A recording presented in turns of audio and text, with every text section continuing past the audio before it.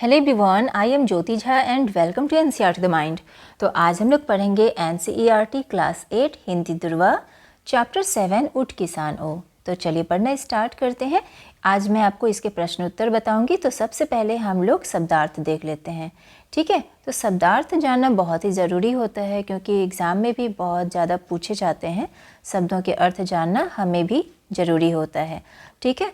तो देखिए क्या है, फर्स्ट में घिरना। घिरना यानी कि चारों ओर से आना जाना।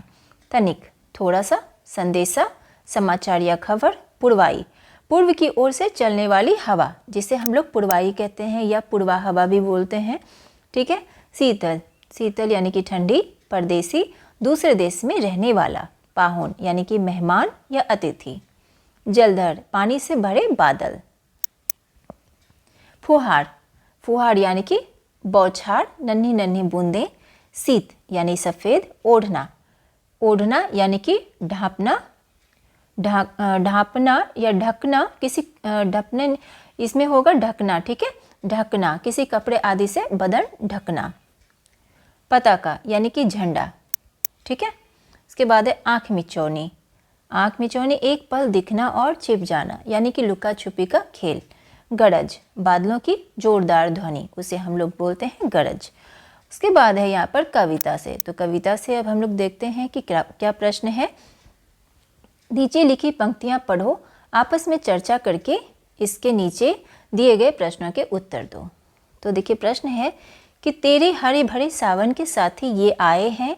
क्या बादल हरे भरे सावन के साथी हैं अथवा किसान के या दोनों के? तो क्या है, तो बादल, देखिए सावन, बादल और किसान दोनों के लिए बहुत ही अच्छा मौसम है, ठीक है। सावन क्या है, बादल और किसान दोनों के लिए बहुत ही अच्छा मौसम है।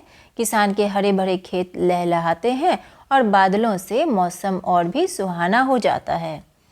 दूसरा प्रश्न है, तेरे प्राणों में भरने को नया राग लाए हैं। बादल ऐसा क्या लाए हैं जिससे किसान के प्राणों में नया राग भर जाएगा?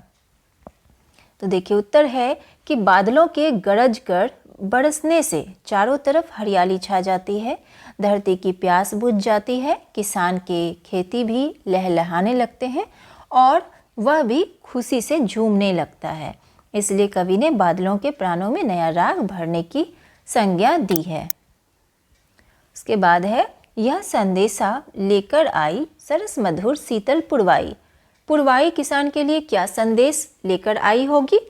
तो मधुर शीतल पुरवाई पहाड़ों से चलने वाली हवा को किसान का मन मोह लेती है, वह उसके लिए खुशी और उन्नति का संदेशा लाई होगी। फिर है कि तेरे लिए, अकेले तेरे लिए कहाँ से चलकर आई? क्या सचमुच पुरवाई केवल किसान के लिए चलकर आई है? वह कहाँ से चलकर आई होगी? तो पुरवाई सभी के लिए आनंददायक होती है, मगर किसान के लिए कुछ ज़्यादा ही, क्योंकि उसके खेत लहलहाने लगते हैं, ठीक है। कविता के आधार पर बताओ कि जब हरा खेत लहराएगा तो क्या होगा? जब हरा खेत लहराएगा तो क्या होगा? जब हरा खेत लहराएगा तो ऐसा लगेगा मानो कोई हरी पताका फहरा रहा हो, ठीक है।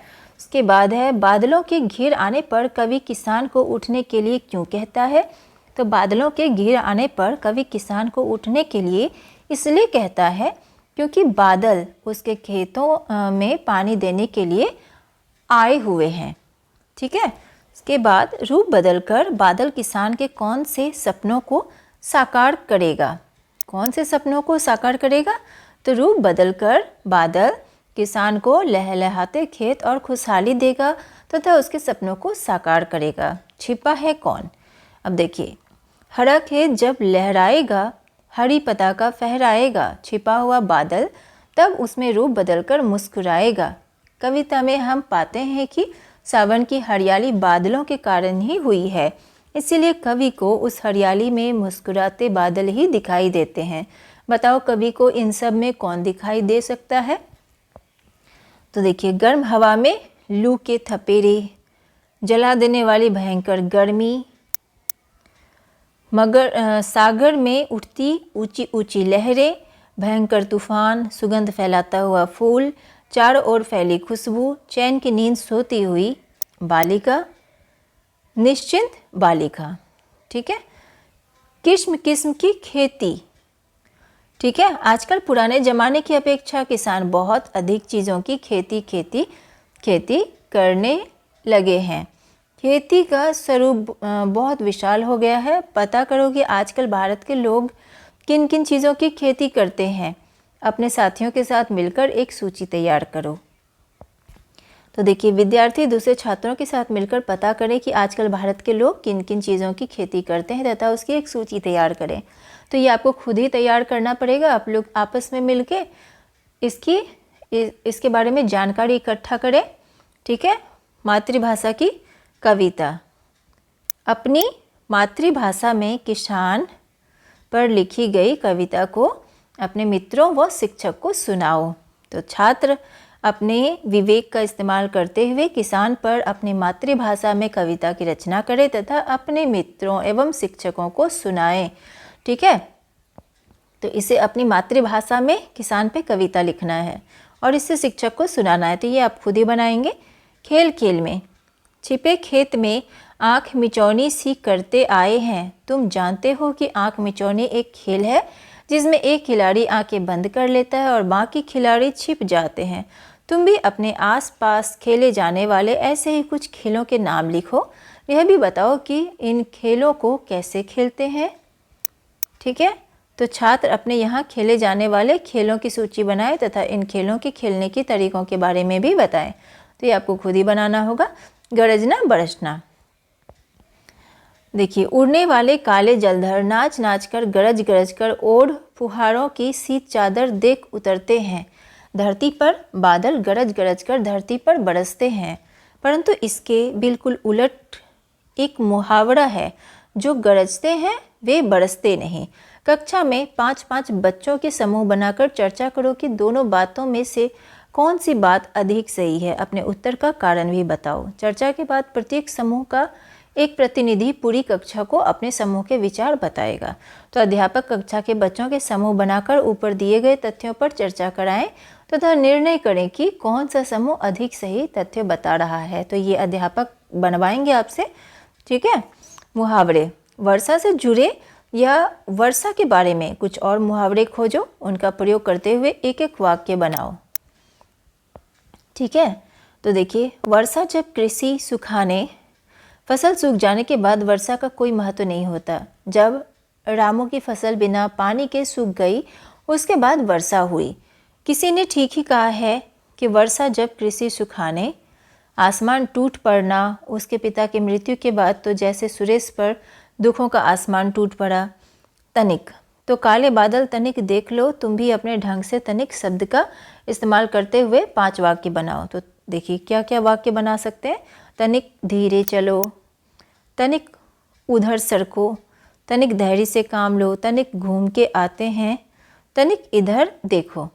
ठीक है। गीत गाने। तुमने वर्षा ऋतु से संबंधित कुछ गीत गानों को अवश्य सुना होगा। अगर नहीं तो इससे संबंधित कुछ गीत गानों की सूची बनाओ और अपनी आवश्यकता और सुलभता के अनुसार उन्हें सुनो। उनमें से किसी गीत गाने को तुम सुविधा अनुसार किसी अवसर पर गा भी सकते हो। तो छात्र अपने घर में बड़ों की मदद से या इंटरनेट के माध्यम से वर्षा ऋतु से संबंधित कुछ गीत गानों की सूची बनाएं तथा उनमें से जो रुचिकर लगे उस गाने का अभ्यास करके गाने का प्रयास करें। ठीक है। तो ये आपका प्रश्न उत्तर कंप्लीट हो चुका है। कैसा लगा आपको पढ़ के मुझे ज़रूर बताइए। अगर अच्छा लगा हो तो एनसीईआरटी द माइंड को लाइक कीजिए, सब्सक्राइब कीजिए और पास में दिए गए बेल आइकन को ज़रूर प्रेस कर दीजिए ताकि एनसीईआरटी से रिलेटेड जितने भी वीडियोस हैं वो आपके पास समय से पहुंचती रहे। मिलते हैं नेक्स्ट वीडियो में। तब तक के लिए bye, take care, thanks to watch my video.